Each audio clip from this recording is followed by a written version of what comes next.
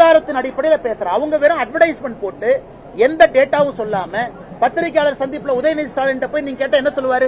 இஹிஹி உஹுஹு ஏஹே. இதை தவிர அவர் எப்ப பதில் சொல்லியிருக்காரு? பத்திரிகையாளர் சந்திப்புல தமிழகத்தினுடைய ஊடக நண்பர்கள் போய் உதயநிதி ஸ்டாலின் நீங்க கேள்வி கேட்டா இஹிஹி உஹுஹு அஹஹா தவிர எப்ப அவர் பதில் சொல்லியிருக்காரு? யாரு உங்ககிட்ட பதில் சொல்றா? யாருமே பதில் சொல்றது இல்ல உங்ககிட்ட. அப்புறம் எப்படி அரசு உங்களுக்கு உண்மையான டேட்டா கொடுப்பாங்க?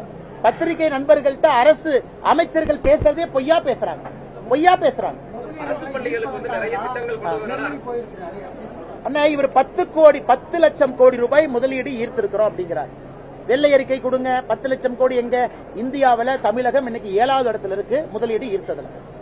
ஏதோ ஒரு கார் கம்பெனி, ஒரு டயர் கம்பெனி, ஒரு நட்டு கம்பெனி, ஒரு போல்ட் கம்பெனிக்கு வெளியே ஒரு எலுமிச்சம்பழத்தை புளிஞ்சுட்டு இந்த விவேக் சொல்லுவார் இல்லங்க, 700 ஸ்பேர் பார்ட்ஸ்ல ஓடாத ஒரு லாரி எலுமிச்சம்பழத்துல ஓடுதுன்னு.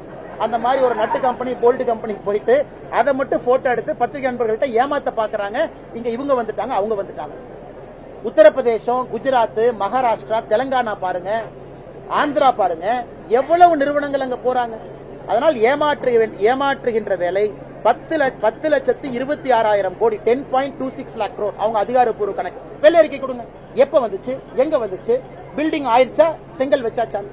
இன்னைக்கு முதலமைச்சர் ஜெர்மனி போக வேண்டிய அவசியம் என்ன? லண்டன் போக வேண்டிய அவசியம் என்ன?